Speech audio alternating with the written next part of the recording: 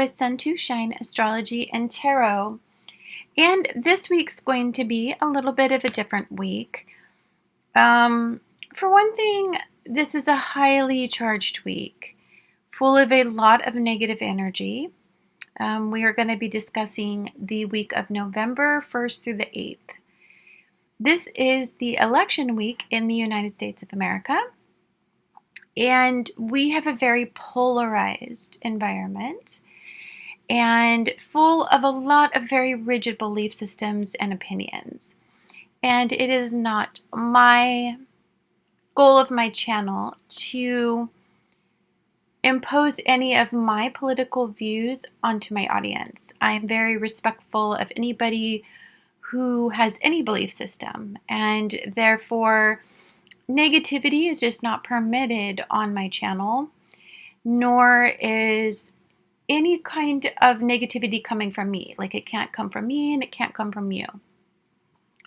So having said that, I'm a little protective of what I'm going to be doing this week because I'm entirely too receptive to external energy. I feel like if I do the pick a card readings, I feel like I would pick up on things that might trigger some of you who I feel are already very sensitive to the energy yourselves. Like, you guys are all inundated with all of the negativity, and I certainly don't want to be part of a negative environment.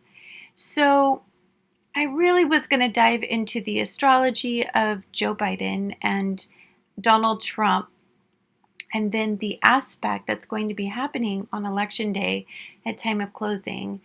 And then I thought that would be hard for the people who didn't agree with the decisions that were being made on November 3rd. And that is just the goal of my channel, is to be here for you guys and not to add.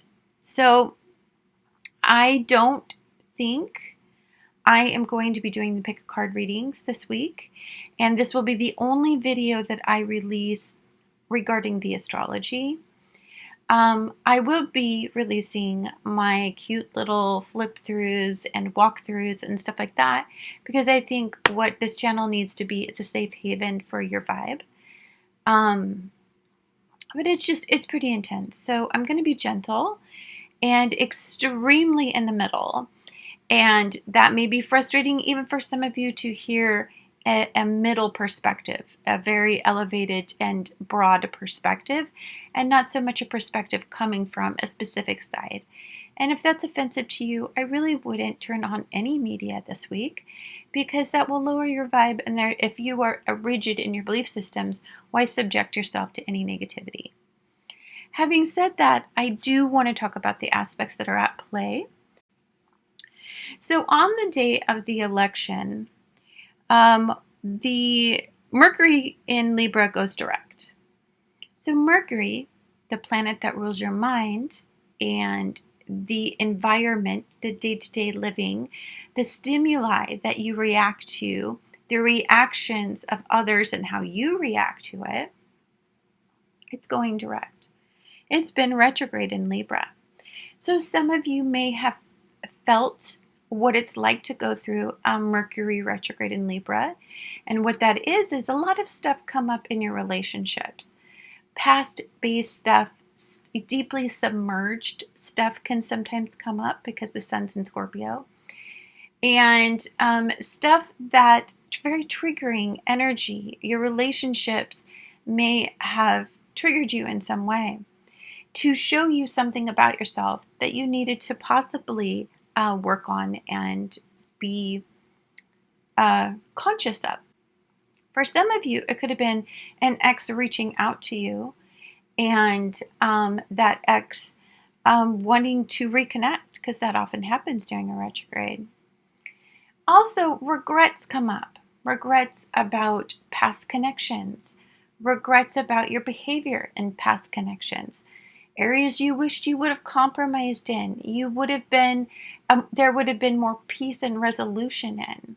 So some of you may be revisiting areas in relationships or past relationships where there needs to be closure on a positive note, where you may have to get some things off your chest. You may want to communicate about things that you wish you would have said at that time but didn't, and it created some sort of disharmony. Because the sun in Scorpio, it's going to be trining Neptune in Pisces, which is in retrograde. Libra energy can be very indecisive, especially if it's pulled into a negative, which it is. There's a lot of negative energy. So I don't know as if I see a landslide win, and even if I do, I don't know as if people are going to agree with that decision. Some people may feel like it's unfair and unjust. That can happen in Libra energy. You have to remember, the Libra energy rules judgments, legal disputes. It rules legal proceedings of any kind, contracts, litigation, that sort of thing. So if you look at it from that point of view, when Mercury is just going direct, so it's not fully direct yet. It's direct, but it's not like, it's kind of like when you're driving a car, like an older car, and you're pushing on the gas, but the car slowly kind of speeds up, not as fast as it would be in like a brand new car. Now, Mercury is a very speedy little planet, and it quickly speeds up. So I feel like that week is going to be very, very eventful, probably after the 3rd. I didn't dive too much into it because, quite frankly, I can't handle the amount of negativity I see and feel in my bones. So much is at stake. And you're so overwrought with information, and there's so much negativity out there, really inundating you with lots of negative facts about people that you feel very passionate about. I'm not going to do that. That's just, my 5th house is all like, I got a lot of Libra in me, so I'm not going to do that to you guys. It's not my deal. Let's get back to the chart for the day of the election. So Mercury, which is in Libra, it's going to be squaring off with Jupiter, squaring off with Saturn, and squaring off with Pluto. Well, we all know what that means, right? There is going to be a decision that's made that people aren't going to agree with, and there is going to be a power and control struggle over it. You can absolutely bet on that. And that's just not because, I mean, it's obvious if you look at the news, but it's obvious if you are an astrologer and you look at a chart and you see the amount of unrest that this will cause. People don't agree with, like, being able to mail in your votes. Like, they don't agree with that, or they think there's some sort of fraud attached to it, because that would be Libra energy in a negative. It's a good argument, right? It's a good argument. It's not as though we don't know that there's been some sort of voter tampering, right? I mean, there's some legitimate facts about that. Here's where it gets complicated. What is factual? Gemini energy and Libra energy. What's factual? And Geminis, especially moons in Geminis, have a tendency to skew facts. It's like white lies. Some of them are just downright liars. Some Geminis, I've known a lot of Geminis. I have a Gemini rising, so I get to talk about Geminis. Gemini energy, sometimes they can skew facts to make people feel better. But some Geminis, some really negative and immature Geminis, are just flat freaking liars. All they do is lie compulsively. And they lie because it's like they distort the truth to themselves. They lie to themselves and then create a truth out of it. It's very strange. And it's because there's a lot of duplicity in that fact, right? So it's because of this moon being in Gemini and this trine with Mercury in Libra, it depends on what information you're tuning into, what energy ride you're going to go on, right? If you are in a really negative headspace, then it's going to be a big power and control struggle, and you're not going to agree with a decision, and you are going to, and this is definitely government related, so whatever goes down, it's just going to go down in a big way. When Jupiter's touching it, whatever Jupiter touches, it expands. You've got karma, and you've got Pluto, the destroyer. So whatever injustice happens, this is going to be the trigger, right? Whatever facts have been skewed to create a decision, that's going to come out in energy like this. So our sun, which is in Scorpio, see, I'm already like I get very sick from energy like this negativity, because it's just so freaking ass negative.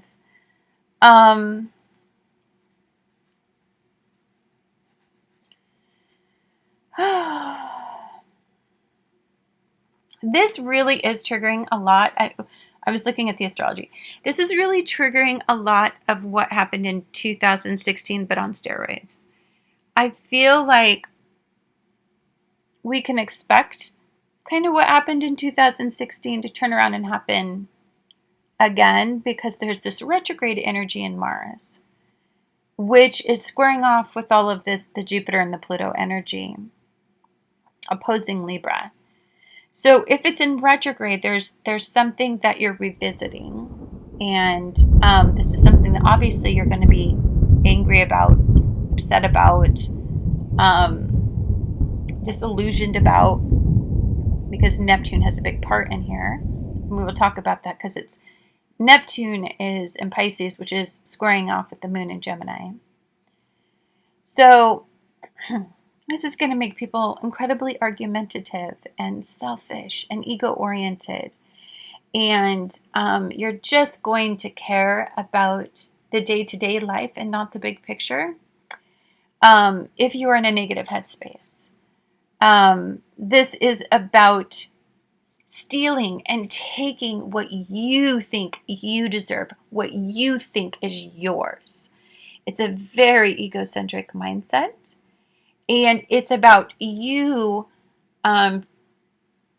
thinking that the way that you think is the only way to think out there, right? It's a lot of words. It's a lot of, excuse me, it's a lot of anger. It's a lot of, like, I feel like our words are going to be so ugly and so disrespectful and so hurtful. And it's going to be not fair the way that people act. It's going to be unstable, and very, very, very hostile and volatile. So, when I think about the North Node, I always think about we're pointing our compass north, and where is it going, like right now? Well, we have this North Node in Gemini, right? Which is conjunct the moon in Gemini. So, I think the way that our compass is going to go north is Jupiter is going to expand whatever it needs to, and it's just going to go rapidly out of control. And it's going to be a very volatile time for us. And so I say this not to be a terrible person. I say that I want you guys to be safe and to be conservative and to heed warnings. Like, there's a lot of threat of civil unrest and energy like this. And I want you guys to be careful. But just know that you are somebody who can own your own energy. You don't need to succumb to this. So if what I'm going to do, cut all information to me. I don't need to be fed anything. I know the way that I want to vote. I don't want them to influence me. I've got it. That's all that I need to know. And you don't need to saturate and inundate yourself with information, because if you do, please heed this warning. If you do, it will be the demise of your energy. And you will quickly spiral into very, very negative mindsets. So positive energy to concentrate on is to get very, very passionate about looking at your life in a different way. Being open to the flow of energy and change, and to understand that the past, that it's never going to be the way that it's always been. It is evolving and changing. And if you can open yourself up and be a receiver to change, and then you will flow with this energy. And it's almost like instead of damming up the energy and trying to control the river until the valves burst because you didn't understand how to channel it properly, it's more like you're sitting on a tube and you're going down the river, right? And you're just swirling around the bends of the river and you're just floating. And you're just in the moment, enjoying all the twists and the turns and the new sights around the corner. If we can open ourselves up to whatever happens is destined and fated to happen, to help us evolve into something more, then I feel like this Gemini energy that I see here will be fine. Will be fine for you. Now, will it be uncomfortable and upsetting, and will you find things unfair and unjust, and will you feel like you don't have any control over your circumstances and everything is chaotic and it's just spiraling out of control? Absolutely.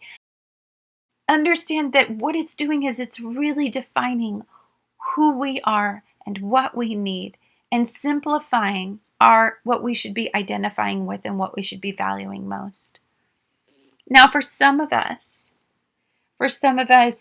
that is in very negative headspaces, what it's going to simplify is the absolute utter power of the universe.